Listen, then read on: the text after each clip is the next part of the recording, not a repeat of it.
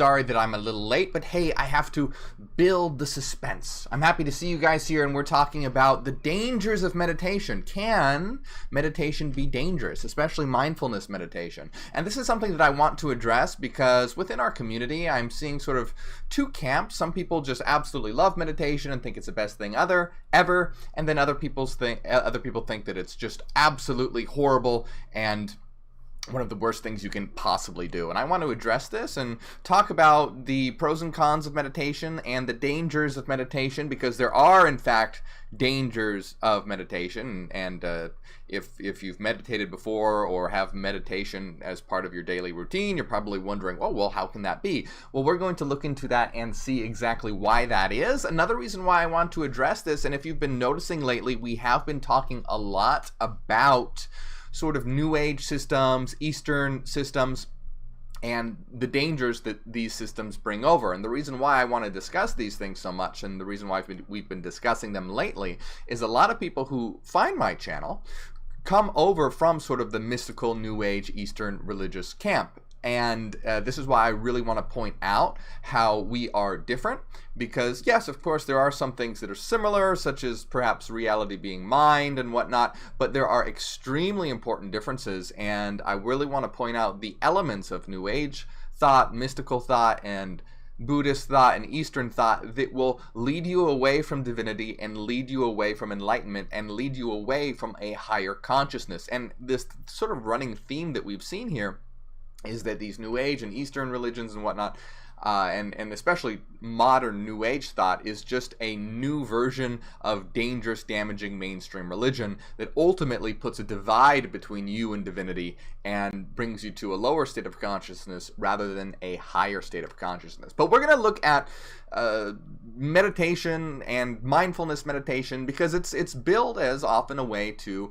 relax and decompress and de-stress. And hey, is that a bad thing? No, not at all. I mean, especially right now, look how crazy the world is. We need to be able to relax and de-stress. I'm sure many of you can be filled with anxiety and stress because of, all the crazy events related to 2020. So we need to be able to relax, unwind, de-stress, and clear our minds from time to time. There's nothing wrong with that. However, there are some dangers that come along with this, and I want to put them out there because it can lead to a trap with some very dire consequences. So here's the main thing that I want to get across. Mindfulness meditation, when you use it to sort of be in the moment and experience the particular event that you are in, or if you use it to de-stress and relax, there's nothing wrong with that. That's perfectly fine. Being able to clear your mind and unwind is fine, and being able to enjoy the present moment, that's fine as well. However, the very big danger comes when people think that meditation is a higher kind of truth, will lead you to a higher consciousness, or is the answer to existence. That is when it becomes very dangerous. Because, let me tell you, meditation, specifically mindfulness meditation, does not raise your consciousness, it lowers your consciousness. Literally. That's what it does. It takes you from a self-aware consciousness to a consciousness that is similar to an animal's. Now, once again, if you're using it to de-stress, that's fine, because guess what? Being a human being can be very stressful. We have a lot of worries and concerns to think about. So being able to turn off for a moment is great. But you don't want to think that it's going to lead you to a higher consciousness. Think about, what happens when you watch TV. Sometimes you want to watch TV just to let your mind go, right? You want to relax for a minute and just stop thinking, and so you watch a little TV. But you don't want to start becoming obsessed with it, watching it all the time, and you certainly don't want to think that it leads you to a higher consciousness. And we're going to see something very similar here when it comes to meditation, specifically mindfulness meditation. It's a great, fine if you want to relax and de-stress, totally fine. But do not, as many New Age and Eastern systems teach, that it is a higher truth, a higher kind of consciousness, because it in fact is not. And we're going to see, we've been talking about Hegel a lot lately. Hegel called this form of consciousness sense certainty, and it's the absolute lowest form of consciousness. We have sense certainty, and then we start to raise our level of consciousness to a conceptual level, and so many New Age systems and Eastern religions are hostile to conceptualizing reality, when in fact this is a conceptual reality.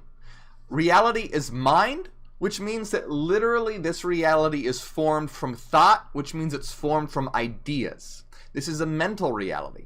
And the higher we raise our ability to conceptualize, the closer and closer and closer we get to truth. So essentially, we can boil it down to sort of three phases. You have sense certainty, which is the animalistic sort of consciousness, which is what mindfulness brings you to. Then you have a higher level, which is human invented concepts. This is not ultimate reality. They're still human invented, and reality is still being mediated. It's not true reality, but it's a higher level because now you're using concepts, but they're human invented concepts. And then the highest level is true conceptual reality, when, in other words, when your conception of reality matches what reality actually is, and that's the level of mathematical frequency. Because this reality is a reality of mathematical frequency, of mind.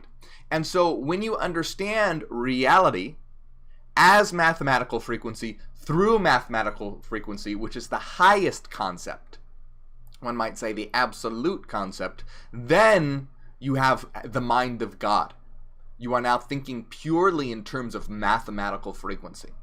And this is as far away as you can get from this idea of mindfulness meditation. And I want to show you this meme here that perfectly describes what I'm talking about. So let me bring up this meme that is an accurate representation of what we're talking about. Now you can see it says mindful versus mindful, and then it has the human being with all these things that they're thinking about, and then it has the dog, and the dog is thinking about, well, what? Exactly what's in front of it. And here's what I really want to get across. If you're trying to enjoy the present moment, that's totally fine. It's totally fine to turn off and just enjoy the trees and whatnot all around you. I mean, I do that when, I haven't been to a concert in a very long time, but when I used to go to concerts, I wouldn't even take photographs, and whoever I was with would be like, oh, how come you're not taking a video? How come you're not taking pictures? And it's because, well, I feel like that pulls me away from the moment. I want to be in the moment. I don't really care about taking pictures. I don't want to be seeing it, through my camera. I want to be there. I want to experience what I'm experiencing right now. And that's totally fine. There's nothing wrong with that. However, the problem arises when people think that it is a higher form of truth and they spend all their time meditating. I mean, seriously, there are some people that meditate for 3 hours a day because they think that it's going to lead them to a higher consciousness. And what I want to show you is this meme is very, very accurate because it does. Look, it's literally showing you that it's the same state of awareness as an animal. And it really is. It is lowering your consciousness to the consciousness of an animal. And again, if you want to enjoy the present moment, that's fine. But if you are trying to reach a higher consciousness, I mean, look at how much cognitive activity is going on in the human. Now, of course, if this is a lot of stress, that's no good. But this also allows us to plan for the future, to do mathematics, to do philosophy, to create art, all of these beautiful things that come with having a higher form of consciousness. So all these people who think that mindfulness and meditation is the answer to existence are bailing, right? They think, oh man, consciousness is too difficult, so they go down to a level of animalistic consciousness. And the whole point is that consciousness is evolving. We've gone from an animalistic consciousness to a higher consciousness, to a human self-aware consciousness, and we want to go higher than that. We don't want to go backwards, and that's the danger with a lot of these systems that teach that this is a higher kind of consciousness, is that they are getting you to go backwards, and we don't want to go backwards. We want to go forwards. So it's very important to understand this critical difference as a way to relax. No problem, whatever, that's fine. But when it comes to reaching a higher level of consciousness, meditation and mindfulness, etc., does not do that. It actually goes in the opposite direction. And another thing that I want to point out, because I think that this is important here, let me see. Here's another very, very similar one. You can check it out right here. It's the same sort of idea, right? You have the animal, and then thinking about what's right there in front of it, and then the human thinking about all these other things. And it says mindful or mindful. And I want to point out all of these New Age teachers and Eastern religions that are so hostile to thinking. They're constantly telling you, oh, don't think. Release your thoughts. And again, if you're trying to de-stress, that's fine. But the danger is when these gurus, these teachers, these religions tell you that it's the way to a higher consciousness, because then it leads people to spend hours and hours and hours and hours a day in meditation, and that is not going to, that's not going to lead you ultimately to a higher form of consciousness. If it helps you and whatnot, that's fine. That's great. It's fine to be able to relax, but we have to realize what it is so we don't make mistakes, or else it becomes dangerous and it becomes something just like prayer. And what it also does is it puts someone in a highly suggestive state, right? You become very suggestible and open to suggestion, because what you do when you're going into a meditative or mindfulness state, it's like going into a trance state. And what it does is it shuts down the sort of executive linear left brain functions, and it exposes your right brain unconscious, which is fine, but it makes you very suggestive. You get put in a very suggestive state, just like hypnosis, okay? Just like television. That's why when you go into television, when you watch television, you also go in a very suggestive state, and then commercials come on, and it embeds in your unconscious to buy their products and things like that. So you can see also another thing that I want to point out about this is, look how the dog is following the human. The dog is following the human. The human is leading the way. So these are all things that you have to be very, very conscious of, and especially when it comes to the world run by the elites. Because guess what? The elites want nothing more for there to be a mass of humans that, instead of getting angry, are sitting there doing mindfulness meditation. Instead of thinking, are emptying their mind. And instead of getting angry at the state of the world, are just, fine with it, and are highly suggestive and are following others, right? Again, the animal consciousness follows the one of a higher consciousness. So all of these things I just really want to keep in mind, okay? Once again, if it's to relax and de-stress, fine, not a problem. But if you think that it is the answer to existence, that is when you're going to run into problems and run into issues. So I want to stress that it is not going to lead you to a higher state of consciousness. Once again, we can remember that we have these stages of consciousness: sense certainty, human conceptual knowledge, and then true conceptual knowledge, which is mathematical frequency. And we're, as humans, are at the level of human conception. And a lot of New Age and Eastern religions and whatnot want to lower your consciousness, though they don't say that directly. Whereas our goal is to raise our consciousness to the level of mathematical frequency and absolute knowledge, absolute knowing, so that we can become God. We don't want to regress to an animalistic-like nature. We want to become God. So I see someone who said, I heard that meditation can help me sleep. Yeah, totally. I really want to emphasize this, guys. Don't think that I'm saying meditation is absolutely terrible. No. If you want to do it to help you sleep, that's fine. If you want to do it to de-stress, that's totally fine. It seems like I really get misunderstood on this topic, which is why I want to clarify it. There's nothing wrong with using it as a way to de-stress and as a way to clear your mind, as a way to go to sleep and relax. That's totally fine. Just remember that it's not a way to in itself reach a higher state of consciousness. So if you sit there all day long, and it's kind of like, like psychedelics. Hey, I am a big proponent of psychedelics. But if every day you just take psychedelics and don't do anything else, you're not going to reach a higher consciousness. It's about, and like when you do psychedelics, don't do anything illegal, by the way, but when you do psychedelics, you have an experience, and then afterwards, you have to take the time to reflect on your experience, integrate it, make the unconscious conscious, and use it possibly as fuel to come to new conceptualizations of existence. But if you just do psychedelics every day, you're not going to reach a higher state of consciousness, okay? So the same thing that I'm saying here, when it comes to meditation, if you want to do it to help you sleep, if it helps you after having a long day, I saw someone else in the comments say that they have Asperger's and it helps with that. If it helps you, that's totally fine. I'm just saying, remember that all these New Age gurus and Eastern religions that tell you that it is a higher form of truth and a higher form of knowledge are wrong.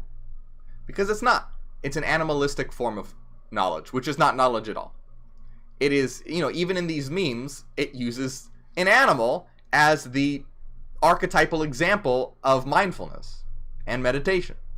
It uses an animal, the little dog, because that is the level of awareness that it brings you to.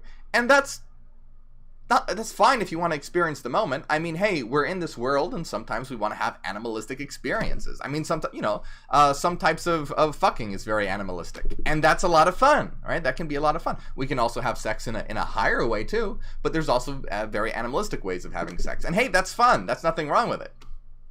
So it's about understanding that there's a time and a place for everything. There's a time and a place for everything. And so just like, watching a little bit of television can help you de-stress, same thing with this sort of thing. But I want to really highlight the danger of thinking that it's going to lead you to a higher form of consciousness, because it just isn't. As we've seen, it is an animalistic form of consciousness. This is a good one. So Brenda I like this. Good question. Oh, Ryan Hayes, thank you for helping us wake up the world. Great question. So Brenda says, what about the mirror self and doing something you don't want to do, like a void state, since that's going to be part of the mirror, exploring the opposite? I hope you see this comment. I did see the comment. No, that's a great point. Thank you for bringing it up. So the mirror self is your inner opposite, and it's about exploring your inner opposite. So yes, there are individuals, right? So okay. So there are individuals who, when we talk about your mirror self, this is kind of hard to talk about in a very short time, because the mirror self is a little complicated, but it's your inner opposite. So if you are someone whose thinking is completely associated with the left brain linear functions, when you integrate your mirror, that means you should explore the right brain sort of functions. So, yes, if you are completely enveloped by left brain linear thinking and have left touch with right brain, and there are a lot of people like this, and these are very machine-like people. They're functionaries, where they can do calculations, but that's it. Or they can recall facts, but they don't really understand what they're talking about, right? They're sort of like an encyclopedia where they can just recite facts. So, I mean, yes, in that sense, that's a good point. I do recommend certain people who don't do, those who don't do any sort of right brain work at all. I do recommend that they do void states and explore intuitive techniques, like perhaps psychedelics and things like this. Again, don't do it if you're not comfortable with it, because psychedelics are another thing entirely. Or art. So things like art, expression, void states, etc. are things that I talk about when someone is so stuck in that linear mode. And the reason why that I emphasize this is because I know that there are some Hyperions who go, oh, well, isn't it all about math and philosophy? And math and philosophy is extremely important. But I want you to take a look today at all the mathematicians and philosophers who are like robots. the philosophers are sophists, and the mathematicians are just calculators. So, this is a danger where I want individuals to not only rationally understand existence, but also intuitively. Because it's one thing to be able to mathematically and rationally understand, oh yeah, we're all one, and reality is mind, but to also be able to intuitively integrate it is also very, very important. Because here's the difference, okay? Here's the difference. Take a rainbow. Again, you can have complete and total mathematical knowledge of the rainbow, but if you're blind, you'll never experience it. But if you experience the rainbow, that is important. So you want to have both. You want to be able to have mathematical, formal understanding of the rainbow, but you also want to have the content, the experience of the rainbow as well. And so the same thing comes with absolute consciousness. You want to. It's incredibly important to have rational understanding, but you also want to be able to experience it. And the rational understanding is more important. But the reason why that you want to be able to experience it is because you will miss a part of it, and you will become, if you don't have any of that intuitive understanding, you will almost become like a machine or a robot or a calculator. So once again, it is you need, that's where the mirror self comes in. You have to have those have the two sides of the coin, always remembering that rational knowledge and whatnot is most important. That's most important. But you want to be able to have both, because I've met both kinds of people. I have met people who intuitively know that, oh, we're all one, right? They intuitively know, oh, we're all one, but they completely lack the rational understanding of it. And honestly, they're not very smart. I don't want to be mean, but they're kind of stupid. All right, they don't get it on so many different levels, but they might be very nice and kind and compassionate, but they miss it on a lot of levels. And then I've met people who only understand it rationally, and they become like calculators, and they are completely missing a very important element. They're missing the life, the vibrancy, the artist's side of it. And this is something that's so difficult to put into words, and perhaps I'll do a full video on this when I've had a lot of time to think about it and think about how I can articulate it better than this. Because what I want to get across is that you need to have both, while understanding that rational understanding is the pinnacle and most important and the guiding function. Because, you know, that's why we need the blend of the artist and the scientist, right? That's why I said we need the blend. We need artistic scientists, because you will lose something if you're only one or the other. You'll miss life if one is taken out of the equation. You'll miss life. However, if you don't have rational function guiding you, then you're just in an animalistic consciousness. So that wow, I really went off on that, Brenda, but that was a really great question, and I will perhaps do a video on this to articulate it more, because I feel like people could misunderstand me. But the important thing is to have both, but remember that the rational understanding is the most important. So Toy Jack asks, isn't meditation a way to strip away the noise and look beyond our fabricated delusions to look at reality for what it truly is? Is this not intuitively experiencing the mathematics of what is? Great question, and the answer is no, it's not. So here's the thing. When you are in that state, you are having an experience, and that's fine, but you are not experiencing reality as it is. Why? Because reality is mind. Reality is idea. And when you are having an experience, it's still being mediated. It's being mediated in some way. And really want to emphasize this because this is sort of my whole point, and this is all about Hegel's philosophy. Hegel, we talk about him a lot. For those who don't know, Hegel looks at reality as a cosmic mind that generated this physical world to throw itself into so that it can become aware of itself through itself and evolve through the world that it generated. Okay, so Hegel's book, The Phenomenology of Spirit, maps the evolution of consciousness from the very basic form of consciousness to God consciousness, okay? And so that meditative state is what Hegel shows is the absolute lowest form of consciousness. Because what you're doing is when you're in that state, you are simply having a sensory experience of what is before you.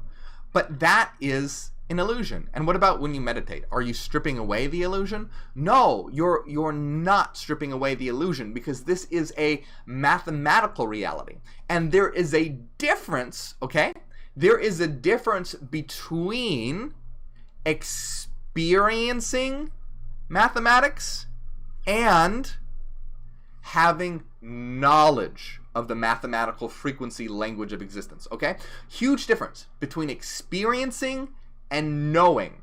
So when you meditate or whatnot, are you experiencing? Yes, you are, but that's not knowing.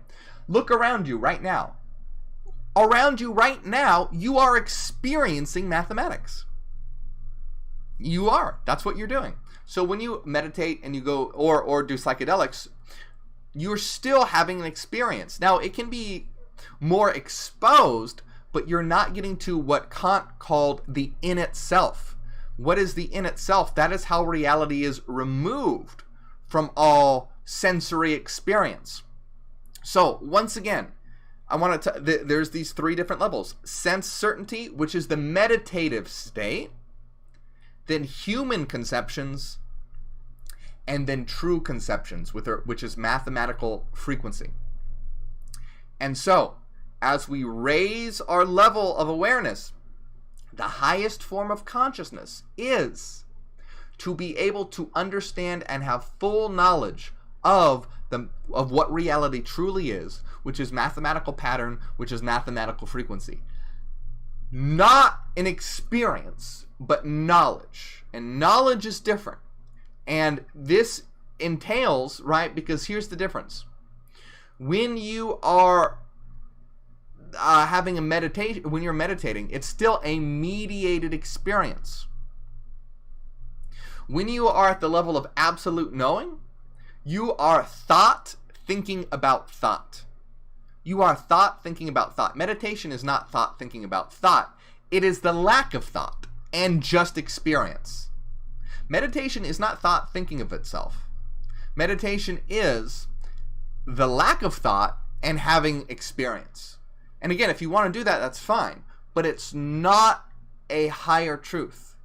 And again, as I showed, mentioned in Hegel's philosophy, which maps the evolution of consciousness of the cosmic mind, it's the absolute lowest form of consciousness. So really good question. And I know why this is really, really hard for people to understand. But think about the difference of experiencing the rainbow and then knowing what the rainbow is. It's fantastic to be able to experience the rainbow. There's nothing wrong with that. But you're not going to know what the rainbow is.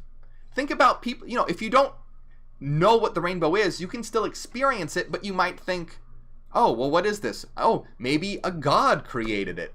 Or maybe it's a magician's spell. You don't know anything about it. You have no conceptual knowledge of it. You don't know what it is. But you experience it, and it's beautiful. But you're not gaining the true knowledge of what it is.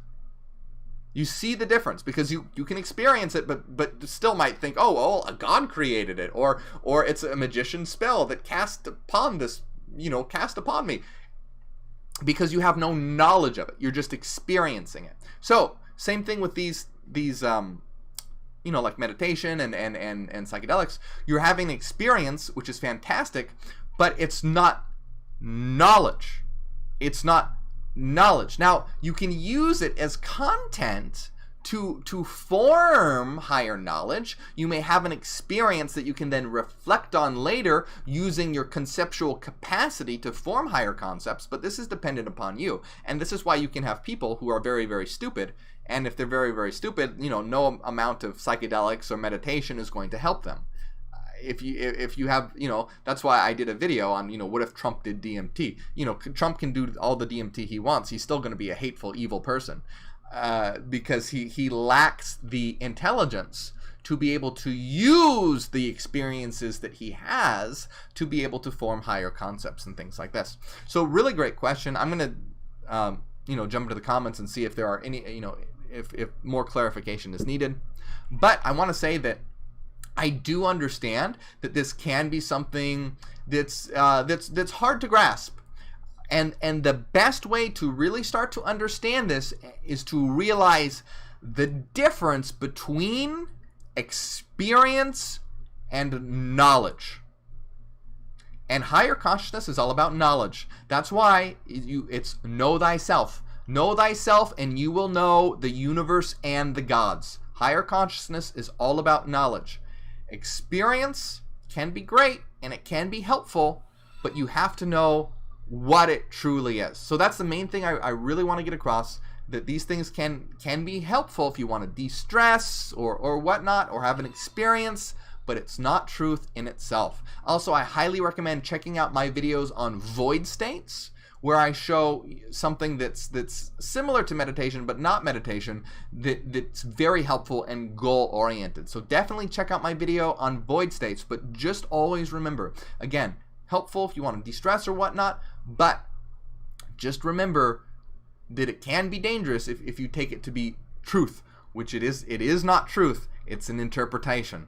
So yes, that's the main thing that I really want to emphasize here. And it's so important to understand the difference between experience and knowledge. Just like we can experience the rainbow and it can be beautiful, but it's not knowledge. Just like life is, to be able to enjoy life, we want to be in the moment and experience the concert or the birds and the sounds and that's great. That's great.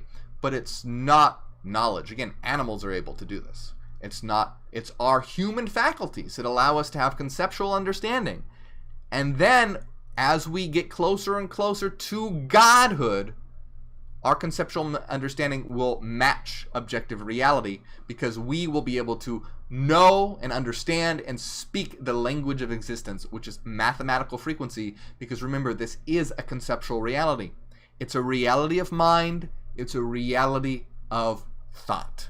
So I just want to point out this comment by Maria Seedling real quick, because I think it's important. Maria says that meditation is an escape from thinking. And I think that's a great way to put it. And if from time to time you want to escape from thinking, that's fine. That's totally fine. Just know what it is, that it is an escape from thinking, and it's not going to lead you to higher consciousness. It's literally, as Maria said, it's not thinking. And thinking, know thyself. Thinking is what will lead us to a higher consciousness. So once again, just remember, all these Eastern religions and stuff that tell you that meditation leads you to a higher truth. No, not thinking does not lead you to a higher truth. Thinking will ultimately do this, because this is a conceptual reality. It's a reality of thought. And when we think, we engage with what reality fundamentally truly is, the source singularity. So here's a really good question by Noctimus. What's your opinion on meditations that claim to manifest something? That is, getting your ex-partner back, attract luck, money, and so on. Do they work? No. Good question, my friend, but no. They are absolute bullshit. You are not going to attract money or get your partner back or have better luck just by sitting there in the dark and thinking about it really hard. That is just like praying to God to make it happen. Absolute bullshit will not work. What you can do is clear your mind to set intentions. You can clear your mind and think, oh, I want to accomplish a goal. So I'm going to embed that in my unconscious to really emphasize how important it is to me. So then in my day-to-day activities, I'll make it a point to really go out there and manifest it myself and achieve my goals and make it happen. And you're making it happen through your own will by going out and doing it. And setting an intention is helpful. It can be helpful to set your intention. But no, it's not going to happen just because you think about it and if you do nothing else. So any of those people who tell you you're going to attract luck or love or money by sitting there with your eyes shut, no, I'm sorry, my friend, but that's complete bullshit. But great question. I'm glad you asked it.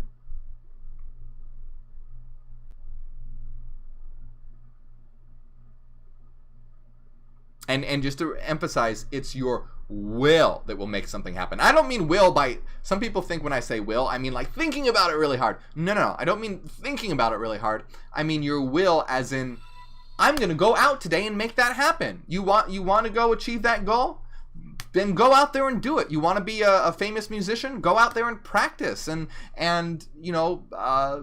form a band or do whatever. You want to be a great artist? Start learning how to paint. If you want to be a philosopher, start studying philosophy.